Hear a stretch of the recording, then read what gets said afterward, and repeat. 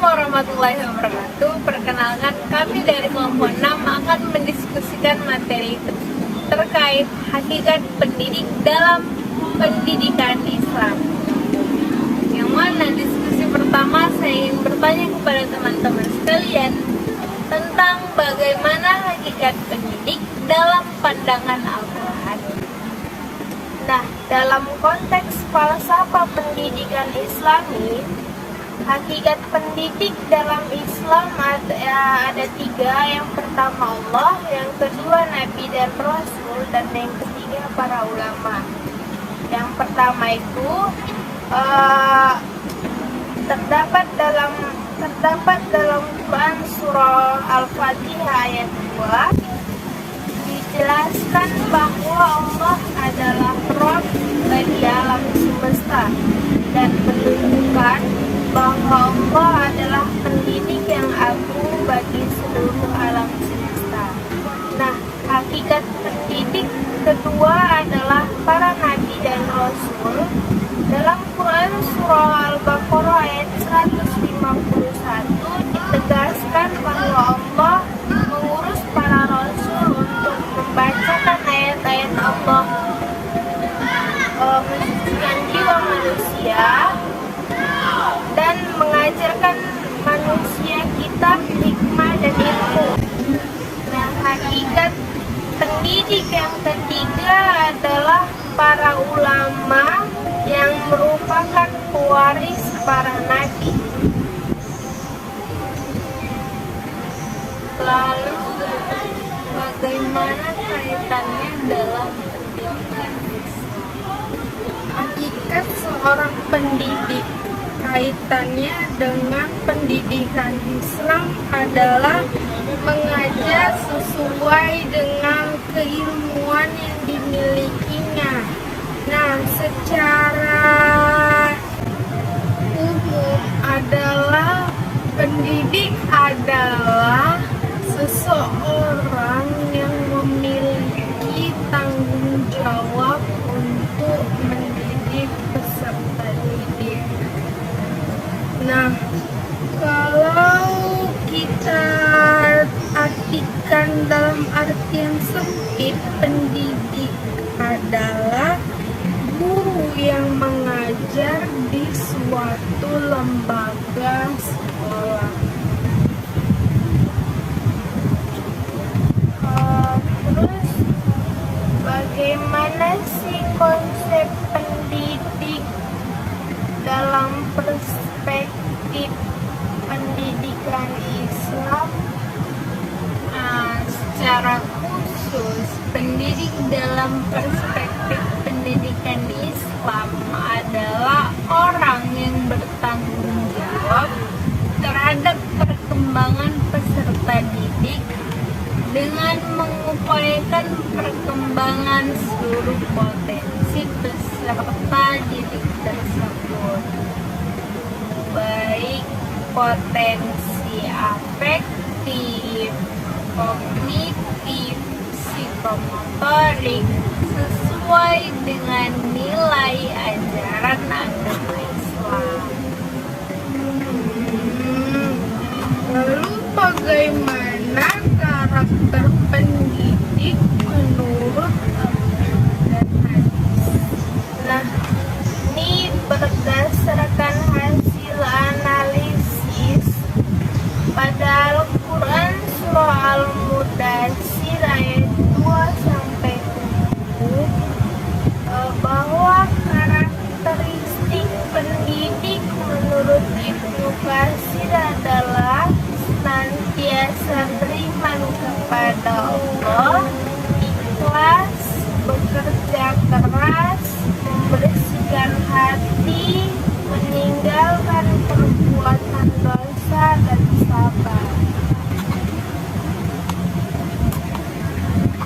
Kalau begitu, bagaimana peran pendidik dalam mencapai tujuan pendidikan Islam?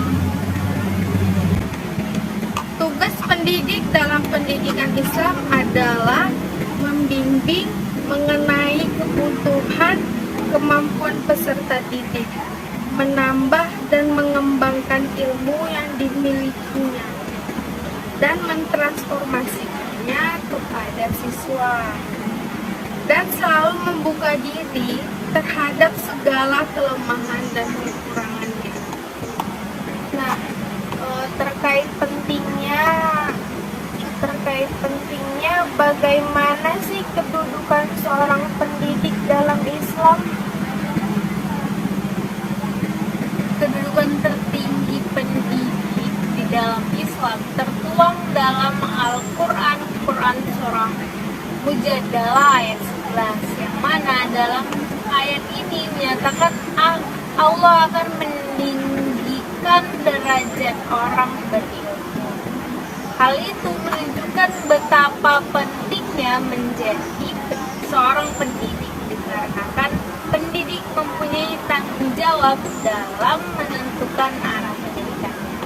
Nah, kalian tahu nggak nih, menurut Islam menjadi guru merupakan pekerjaan yang mulia, tapi itu suatu hal yang berat. Nah, lantas mengapa menurut perspektif ilmu pendidikan Islam menjadi guru itu merupakan pekerjaan yang mulia, tetapi sangat berat sekali? Nah, Islam itu menempatkan guru pada posisi yang mulia, tapi di sisi lain Islam juga menyuruh kita agar menuntut ilmu dari buaya dari lahat. Nah, logikanya seperti ini. Kita ingin menuntut ilmu, tapi tidak ada peranan guru di dalamnya, sama saja ya kan? Dalam suatu lembaga pendidikan, lembaga ini kayak udah ada lembaganya, namun belum ada peranan di situ. Kepada siapa kita menuntut ilmu gitu. Jadi sama aja, walaupun sudah ada lembaga tapi tidak ada peranan dari pendidik. Tapi mengapa seorang pendidik dalam Islam memiliki kedudukan yang tinggi di hadapan Allah Subhanahu wa Ta'ala? Nah, karena pertama ya, terkait dengan kewajiban menuntut ilmu bagi setiap muslim. Nah, proses menuntut ilmu itu berlangsung di bawah bimbingan guru. Jadi proses belajar mengajar tanpa guru itu menjadi suatu yang kurang efektif.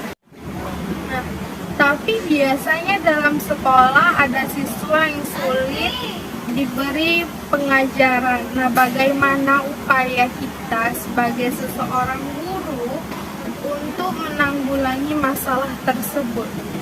Upaya yang dapat dilakukan guru ya, upaya yang dapat dilakukan itu yang pertama melakukan pendekatan kepada siswa tersebut.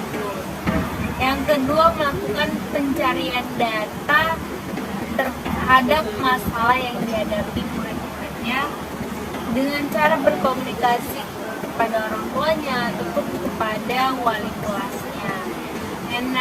Yang ketiga itu melakukan konsultasi secara pribadi kepada siswa. Nah, seperti yang kita alami saat ini kan kita banyak tuh melihat orang-orang yang ingin sekali menjadi guru. Nah, itu apa ya alasannya?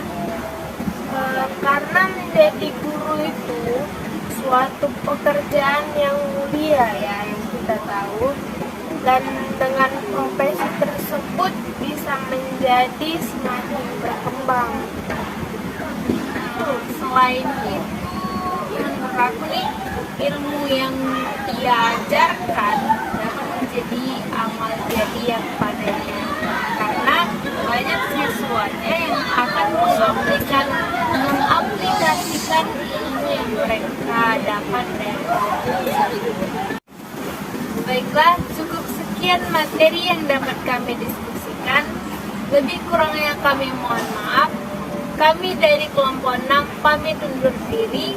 Wassalamualaikum warahmatullahi wabarakatuh.